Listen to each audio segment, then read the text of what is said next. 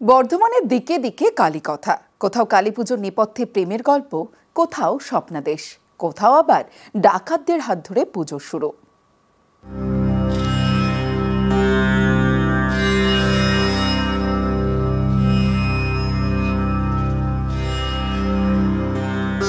বর্ধমানের রাজবাড়ির কালী বিদ্যাসুন্দর, এই পুজোর নেপথ্যে প্রেমের গল্প। বর্ধমানের রাজা তেজচাঁদের বাড়ির পূজারী ছিলেন সুন্দর। কথিত আছে রাজার মেয়ে বিদ্যার সঙ্গে প্রেমের সম্পর্ক তৈরি হয় এই পূজারীর। সম্পর্ক মেনে নিতে পারেননি রাজা।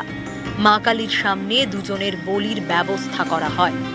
আচমকা ঝড়ে সব লণ্ডভণ্ড।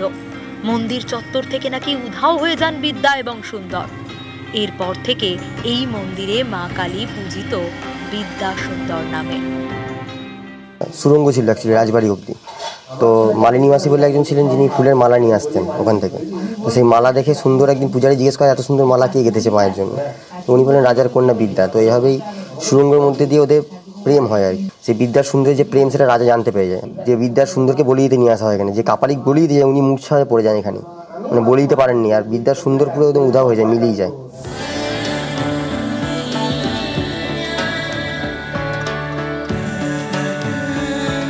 বর্ধমান শহরের কাঞ্চননগর, এখানে কঙ্কালেশ্বরী মন্দির।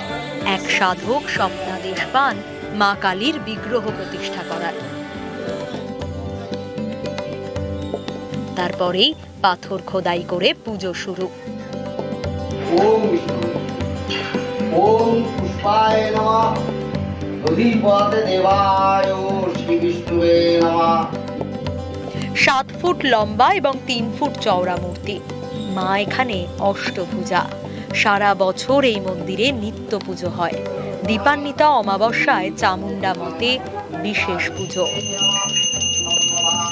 মন্দির প্রতিষ্ঠা হয় বাংলা 1323 সালে। এখন থেকে 108 বছর আগে মূর্তি প্রতিষ্ঠা হয়। মন্দিরটা 600 বছর আগেকার। মন্দিরে কোনো বিগ্রহ ছিল না দেখে মন্দিরে তখন এই বিগ্রহকে প্রতিষ্ঠা করা।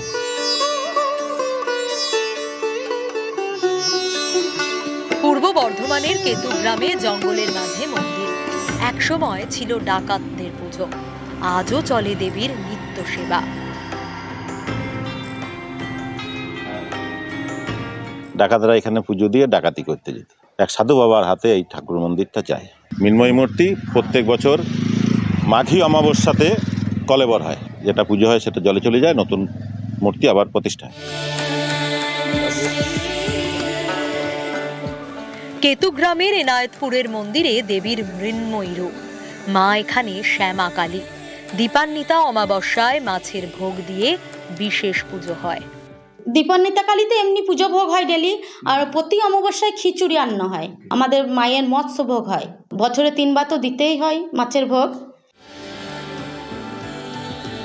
ক্যামেরায় সন্দীপ পালের সঙ্গে শরদিন্দু ঘোষ ও রণদেব মুখোপাধ্যায়, নিউজ 18 বাংলা।